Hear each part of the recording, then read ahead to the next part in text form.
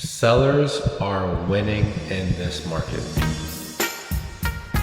Sellers are just absolutely winning. The market is somewhat soft and stale at the current moment. At the time of this video, we're currently at the end of May going into June. Sellers are absolutely winning. I'm going to talk about some key points if you're going to flip properties to make sure you're still profitable, because the seller needs to feel like they're winning. And if you don't have a premium product and a premium location and you didn't do the right things, although they're still giving credits, you may not have to give as much. If you didn't do the right thing at the beginning, you could be losing money. So I'm going to talk about how sellers are winning, how to prevent yourself from losing, and also how to get ahead of it to make sure when you're buying these properties, you can actually make a profit and the sellers still feel like they're winning and you are winning too. This is the market where both parties need to feel like they're winning. Otherwise, the transaction may not go through as smooth as possible. Now, this is a case-by-case scenario. This may not be applicable to a lot of people in different markets, but I'm only speaking to what I'm seeing right now in the Florida and Georgia markets between the loans that I'm doing and my counterparts in the space. So let's get into this video to make sure that you know how to navigate the space of real estate and make it full circle.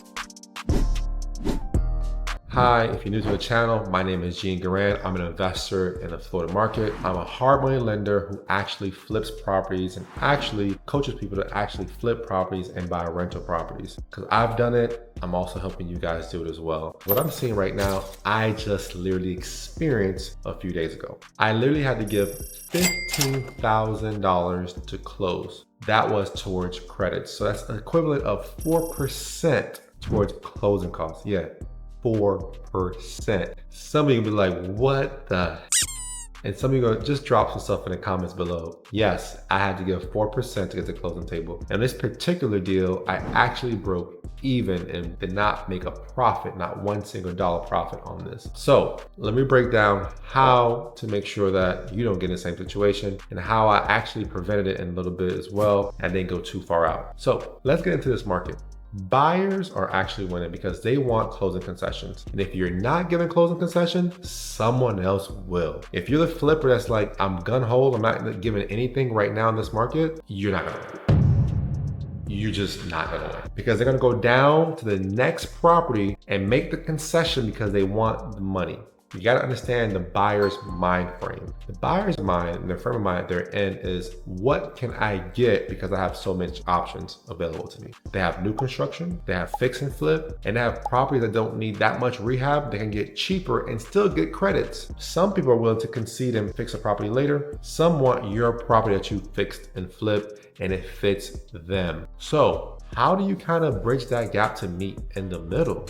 Like, how do you do that? They have to feel like they're winning. So you as the flipper, you as the investor, you and I, really, you and I, because I'm including this, we have to budget that into our budget. Now, I'm not telling you to go 4%, how I just went 4%, but at least 2%. So if you're running your numbers, put about 2% towards closing concessions. And on this particular deal, we had to reduce the buyer broker agent commission. It went from 2.5 to 2% because the buyer needed so much. I'm like, well, we can't give so much.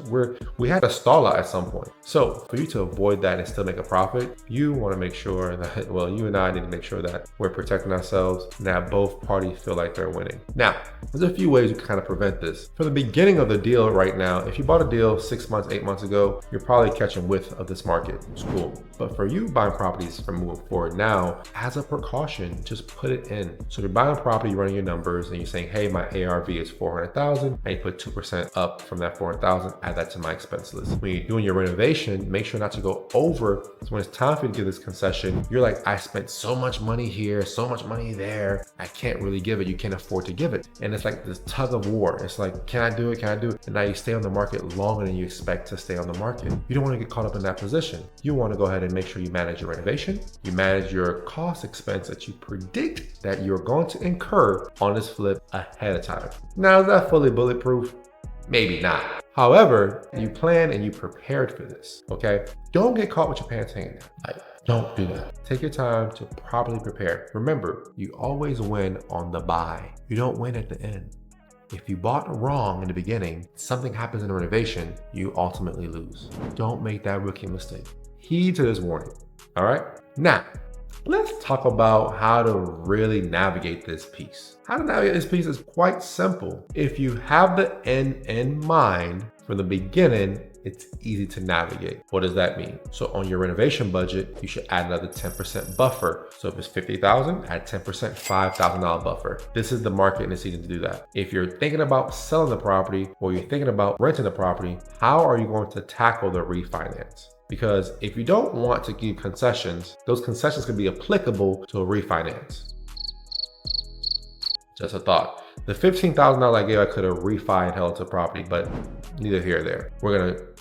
We gotta sell it. So for those who are investing, take your time. Make sure you're talking to agents, looking at the numbers. And I'm not looking at properties that sold maybe 8 months ago. I'm looking at properties sold 4 to 6 months ago and more recent. I'm not going back a year. I'm going back 6 months. Make sure you're moving fast along the renovation. Don't delay. The more you delay, the bigger the problem becomes. So try to move as fast as possible. And a good way to avoid that, do not take on lengthy projects.